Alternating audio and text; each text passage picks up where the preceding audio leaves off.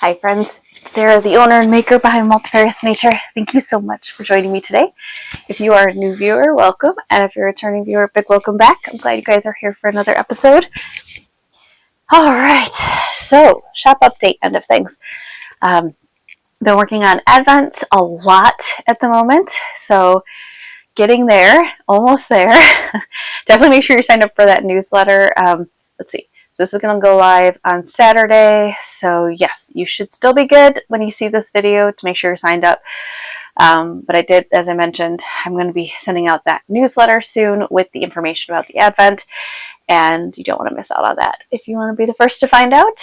And yeah, when that's going to be listing and going live, that's right around the corner here because I do want to ship those in November so that you will get them in time for December. That way you can open them whenever you choose.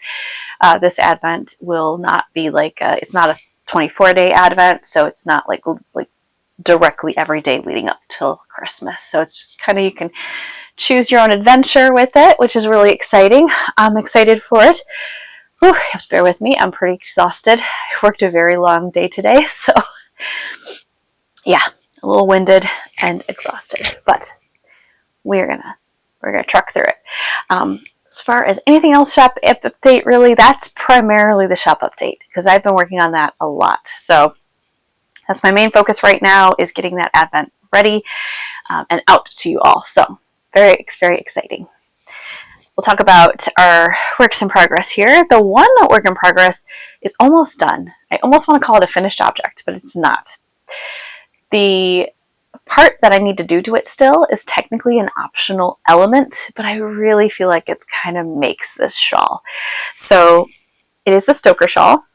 I worked on this a lot, and I have the lacework completed. So I have bound off. So it's completely bound off now.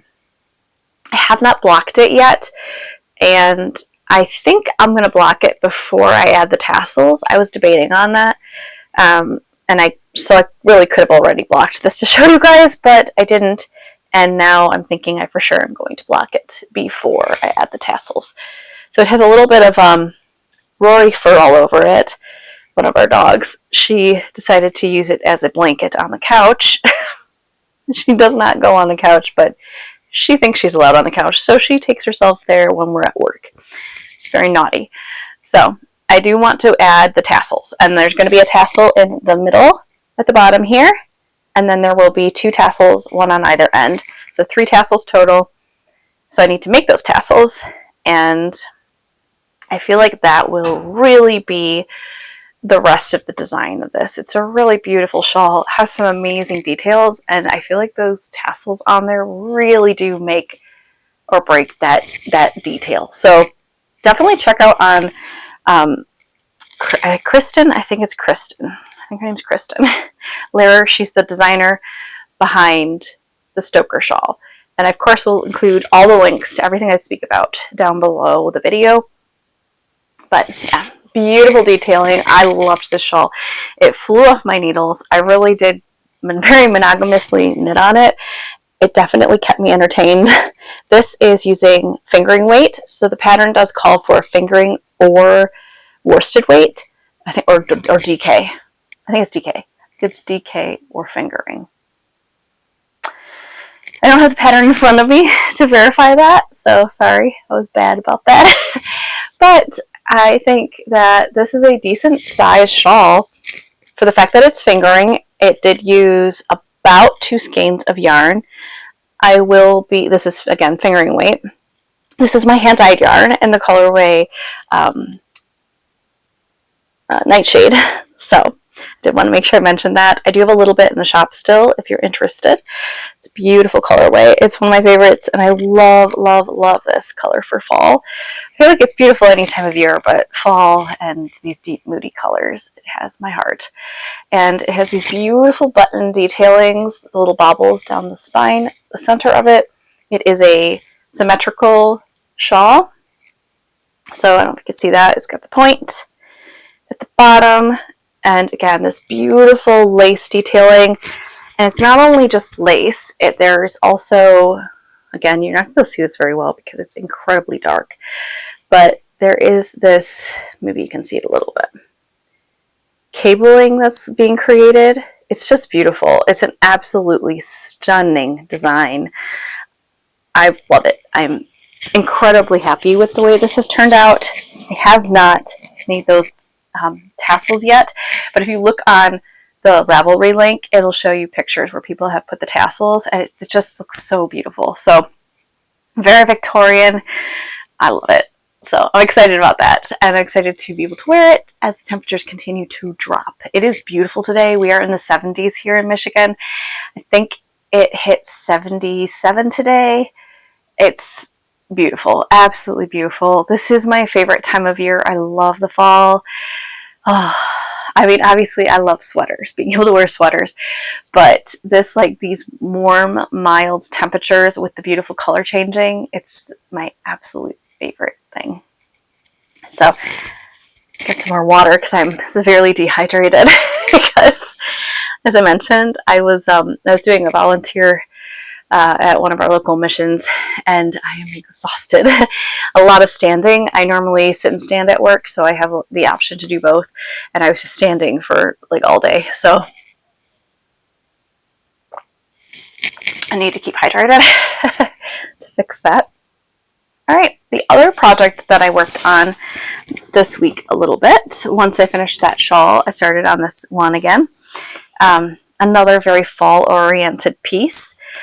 I do want to cast on some more with my hand-dyed yarn, but this is some beautiful plutolopi that I've had in stash for a while, and I did start this project a while back. And as I mentioned, I think in a prior video, I got a knot in it, and so I just broke the yarn. So this is like basically lace weight. It is old mill yarn.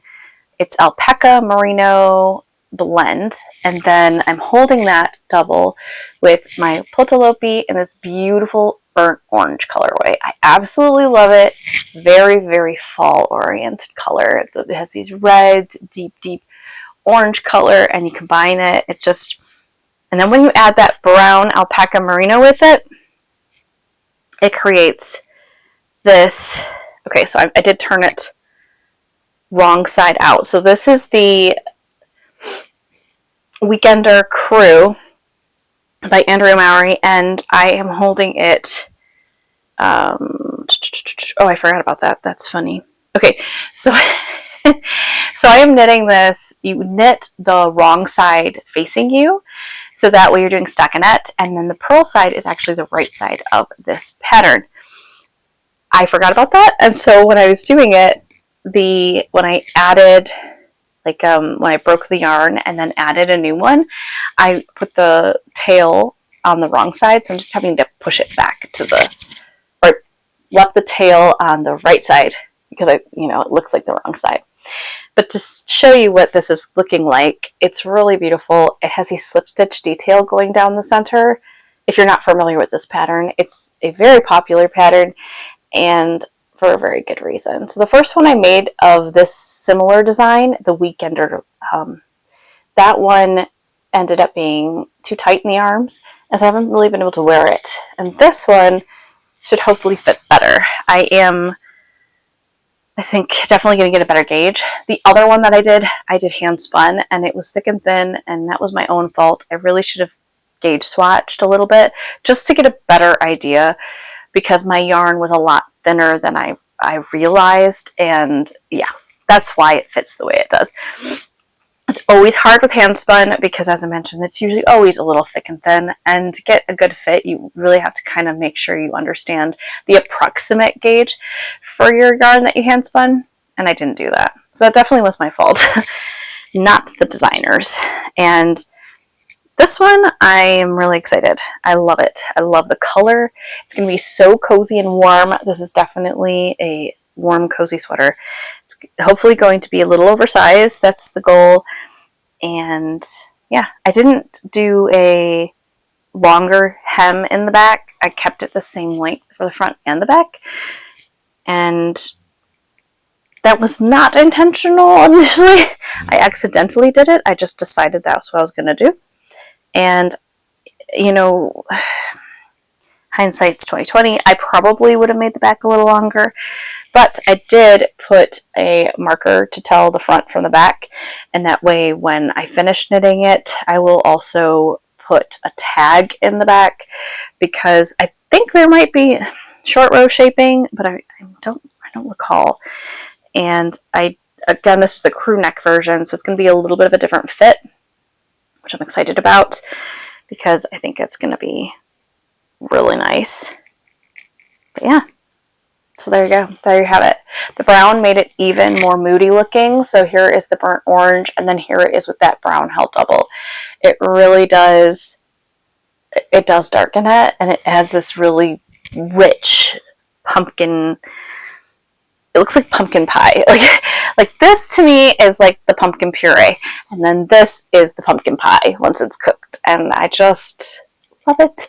This is going to be such a wonderful fall sweater, and into the winter, of course. I would definitely wear this in the winter time as well. It's going to be super warm because it's plutolopi. Plutolopi, if you're not familiar, is an Icelandic long, it's Icelandic wool, so it's a long wool, and it's super cozy and warm and highly durable. I love my Icelandic sweaters that I've made. I've made, I think, at least 2 plutolopi sweaters. This will be my 3rd, and I really enjoy it. Yeah, I don't know how much more plutolopi I'm going to be buying, because I do have quite a bit of it, and I do also have quite a bit of nutiden, and I think I have some mancholopi as well. So I'm excited to use those, as I'm trying to go through my stash. I'm really trying to be good about that.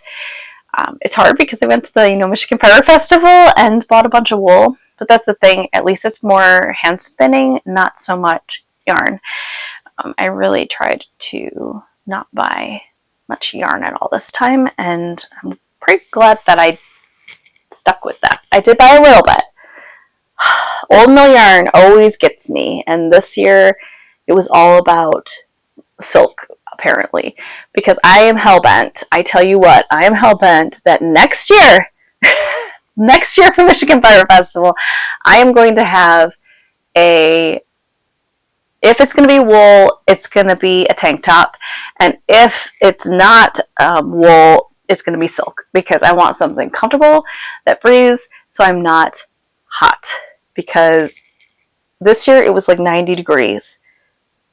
And I wish they could move Michigan Fire Festival into the fall more. I wish they could. And they probably can. I'm sure there's a reason why they do it the last week of August, or I think it's second to last week of August. I think it's always like the second to last week of August. And I'm sure there's a reason for that. I'm sure there is. But I really wish that they would move it more into like September, late September even, almost October. I feel like I'm not alone in this. I've heard others mention this as well, because we want to wear our hand knits. We want to be able to do that, and it is so hard if you like your woolly wools. Wool breathes. Wool does breathe. But just like sheep, if it's 90 degrees outside, a sheep is not happy with their wool on them. They get hot. And so it's just like your hair, right? My hair breathes, but when it's 90 degrees, I pull that puppy up. It's not on the back of my neck, because I will regret that decision. So, all right. So that's what I've been working on, and I'm very much enjoying this. It's super relaxing. This is a bottom-up sweater. Most of the time I do top-down, and this one's actually bottom-up, and it's very relaxing. It's basically knitting in the round at this point. You just do the bottom first, and then you attach them together. So you do your front and your back, and then you attach them together, and then you knit in the round. And then there's like a very simple little detailing that has some slip stitching going on. It's really fun. I'm very much enjoying it. Okay, so that's it as far as what I'm working on, that I have been working on. I also, of course, have my Soraya cardigan sitting next to me here. I have not worked on that one. I need to analyze the sleeves, and I just haven't had the time. But I really need to figure that out, because I'm sure there was a reason why I was doing the decreasing the way I did. but I question it. Like, I question if I lost my marbles because we were traveling when I did it. So it's very possible. Anyway, I would really like to cast on a pair of socks. It's hard because I have all these wonderful projects and I actually have some socks that I need to finish. So maybe that's what I'll do. Maybe I will just start working on one of my projects that have been lingering in this, over here to the side, because I really do want to get those socks done, so that way I will have them and be able to have them as samples myself, and I also could wear them. That's the other thing that would be fun. I think that's a thing I would like to do. I would very much like to do that. All right, the sun is getting low. I have a lot of things I need to get done because I didn't get home until after 6, and that's late for me.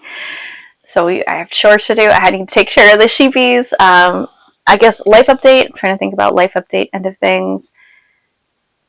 Oh, goodness. What else is going on in life update? I don't think there's anything really new. We are working on like a little shed to put the hay in for the sheep. Currently, the hay is stored in the back of the barn, which is not a huge deal to me, particularly. However, my husband doesn't care for it, and rightfully so. The hay gets everywhere, and we do keep a lot of equipment back there.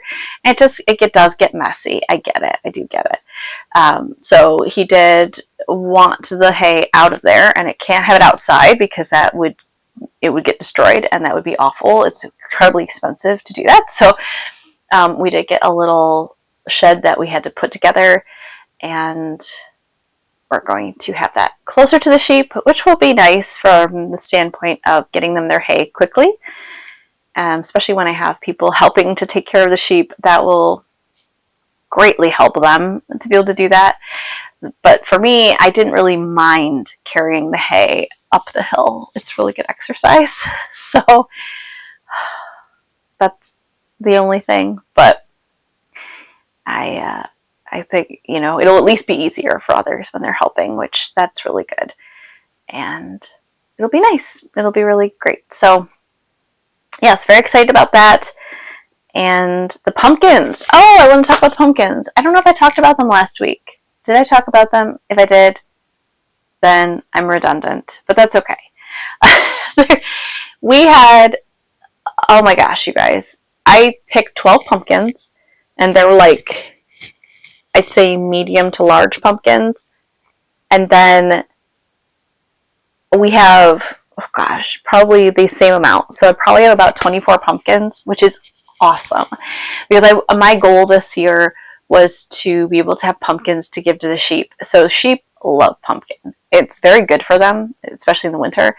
It gives them a lot of vitamins, and the seeds are natural antiparasitic, is my understanding.